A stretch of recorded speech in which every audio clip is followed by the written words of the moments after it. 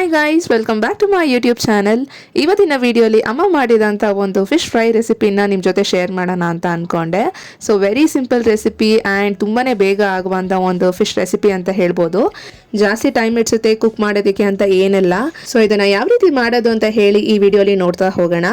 And ನೀವಿನ್ನೂ ನನ್ನ ಚಾನಲ್ಗೆ ಸಬ್ಸ್ಕ್ರೈಬ್ ಆಗಿಲ್ಲ ಅಂತ ಇದ್ದರೆ ಪ್ಲೀಸ್ ಸಬ್ಸ್ಕ್ರೈಬ್ ಮಾಡ್ಕೊಳ್ಳಿ. ಸೊ ಇದನ್ನು ಹೇಳ್ತಾ ಮತ್ತು ಇವತ್ತಿನ ವಿಡಿಯೋನ ಸ್ಟಾರ್ಟ್ ಮಾಡೋಣ. ಈ ರೆಸಿಪಿಗೆ ತೊಗೊಂಡಿರುವಂಥ ಫಿಶ್ ಬಂದು 2 ಟೈಪ್ ತೊಗೊಂಡಿರೋದು. ಇಲ್ಲಿ ಒಂದು ವಂಜರ ಮೀನು, ಹಾಗೆ ಬಾಂಗ್ಡಾ ಮೀನು. ಇಲ್ಲಿ ನೀವು ನೋಡ್ಬೋದು ಅಮ್ಮ ಇಲ್ಲಿ ನೀಟಾಗಿ ಫಿಶ್ನ ನೀಟಾಗಿ ವಾಶ್ ಮಾಡಿ ಇಟ್ಕೊಂಡಿದ್ದಾರೆ.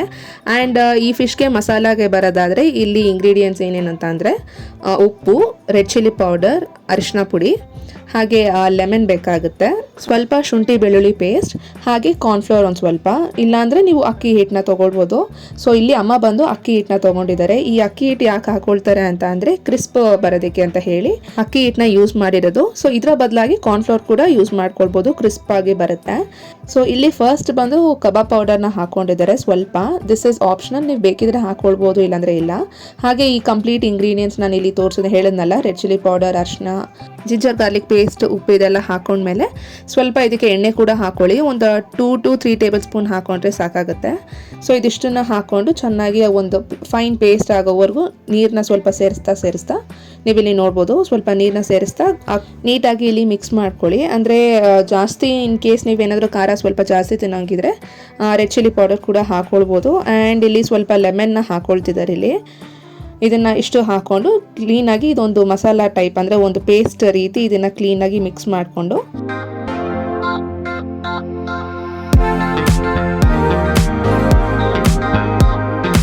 ಸೊ ಈ ಪೇಸ್ಟ್ ಇಲ್ಲಿ ಏನು ಮಸಾಲ ರೀತಿ ಮಾಡ್ಕೊಂಡಿದ್ವಲ್ಲ, ಸೊ ಇದೆಲ್ಲ ಕಂಪ್ಲೀಟಾಗಿ ಫಿಶ್ಗೆ ನೀಟಾಗಿ ಕೋಟ್ ಮಾಡ್ಕೊಳ್ಬೇಕಾಗತ್ತೆ. ಈ ಒಂದು ನೀವು ನೋಡಿದ್ರಲ್ಲ, ಈ ಒಂದು ಕಟ್ ಇರುತ್ತಲ್ಲ ಫಿಶ್ ಮೇಲೆ, ಸೊ ಕಂಪ್ಲೀಟಾಗಿ ಮಸಾಲ ಹಾಕ್ಕೊಂಡ್ರೆ ಅಂದರೆ ಫಿಶ್ ತಿನ್ನಬೇಕಾದ್ರೆ ಅಲ್ಲಿ ಸಪ್ಪೆ ಅನ್ನೋ ಥರ ಏನಿರಲ್ಲ.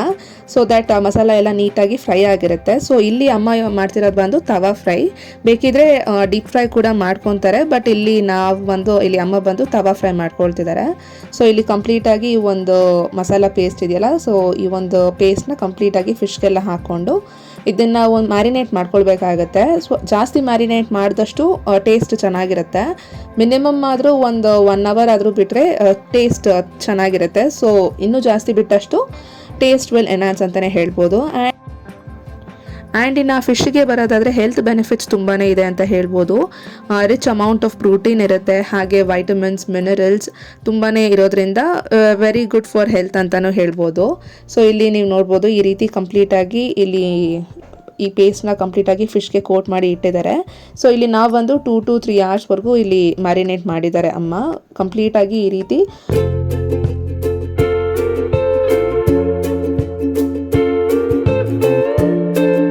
ವೆರೈಟೀಸ್ ಆಫ್ ಫಿಶ್ ಫ್ರೈ ಮಾಡ್ತಾರೆ. ಸೊ ಇಲ್ಲಿ ಬಂದು ಈ ಒಂದು ಡ್ರೈ ಪೌಡರ್ಸ್ನ ಯೂಸ್ ಮಾಡಿ ಮಾಡೋ ಅಂಥದ್ದು. ಕೆಲವ್ರು ಬಂದು ಕಂಪ್ಲೀಟಾಗಿ ಬರೀ ಕಬಾಬ್ ಪೌಡರ್ನ ಮಾತ್ರ ಯೂಸ್ ಮಾಡಿ ಫಿಶ್ ಕಬಾಬ್ ಅಂತ ಹೇಳಿ ಕೂಡ ಮಾಡ್ತಾರೆ.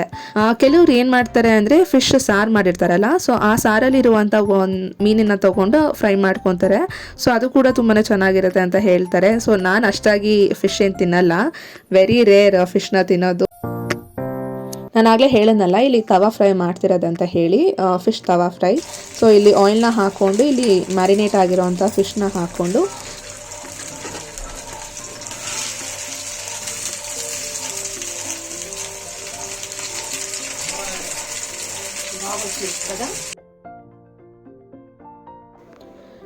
ಫ್ರೈ ಆಗೋದಕ್ಕೆ ಒಂದು ಸೈಡ್ ಒಂದು 5 minutes ಆದರೆ ಸಾಕಂತ ಅಮ್ಮ ಹೇಳಿದರು. ಸೊ ಇಲ್ಲಿ ಒಂದು ಸೈಡ್ ಫ್ರೈ ಆದಮೇಲೆ ಇನ್ನೊಂದು ಸೈಡಿಗೆ ಇಲ್ಲಿ ಟರ್ನ್ ಮಾಡಿದ್ದಾರೆ. ನೀವಿಲ್ಲಿ ನೋಡ್ಬೋದು. ಇನ್ನೊಂದು ಸ್ವಲ್ಪ ಆಯಿಲ್ ಹಾಕ್ಕೊಂಡ್ರೆ ಚೆನ್ನಾಗಿರುತ್ತೆ ಟೇಸ್ಟ್.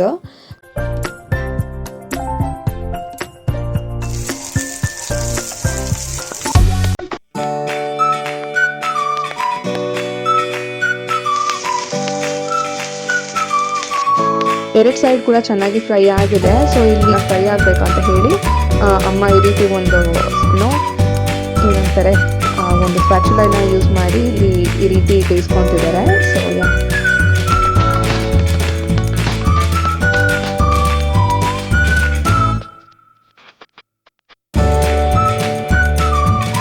ಹಾಗೆ ಸ್ವಲ್ಪ ಜನ ಬಂದು ರವಾ ಕೂಡ ಯೂಸ್ ಮಾಡ್ತಾರೆ, ಅಂದರೆ ಕೋಟಿಂಗ್ಗೆ.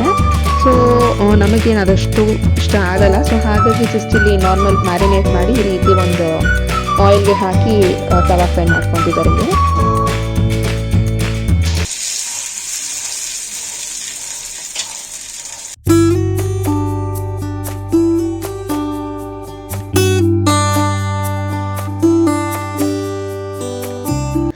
ವೆರಿ ಸಿಂಪಲ್ ಆ್ಯಂಡ್ ಟೇಸ್ಟಿಯಸ್ಟ್ ಅಂತ ಹೇಳ್ಬೋದು. ಬಿಕಾಸ್ ಜಾಸ್ತಿ ಇಂಗ್ರೀಡಿಯೆಂಟ್ಸ್ ಯೂಸ್ ಮಾಡಿದ್ರೂ ಕೂಡ ಅಂಥ ಚೆನ್ನಾಗಿರಲ್ಲ. ವೆರಿ ಮಿನಿಮಲ್ ಇಂಗ್ರೀಡಿಯೆಂಟ್ಸ್ ಅಷ್ಟೆಲ್ಲ, ಉಪ್ಪು, ಖಾರ, ಲೆಮನ್, ಸ್ವಲ್ಪ ಅರಿಶಿನ ಪುಡಿ, ಹಾಗೆ ಕಾರ್ನ್ಫ್ಲವರ್ ಒಂದು ಸ್ವಲ್ಪ ಕ್ರಿಸ್ಪಿನೆಸ್ಗೋಸ್ಕರ ಹಾಕಿ ಇಷ್ಟು ಮಾಡಿಕೊಂಡ್ರೆ, ಶುಂಠಿ ಬೆಳ್ಳುಳ್ಳಿ ಪೇಸ್ಟ್ ಒಂದು ಸ್ವಲ್ಪ ಹಾಕ್ಕೊಂಡ್ರೆ ತುಂಬಾ ಚೆನ್ನಾಗಿರುತ್ತೆ. Very quick recipe. ಸೊ ಇದಾಗಿತ್ತು ಇವತ್ತಿನ ವಿಡಿಯೋ. ನಿಮಗೆ ಹೇಗೆ ಅನಿಸ್ತು ಈ ಒಂದು ರೆಸಿಪಿ ಅಂತ ನನಗೆ ಕಾಮೆಂಟಲ್ಲಿ ಹೇಳಿ.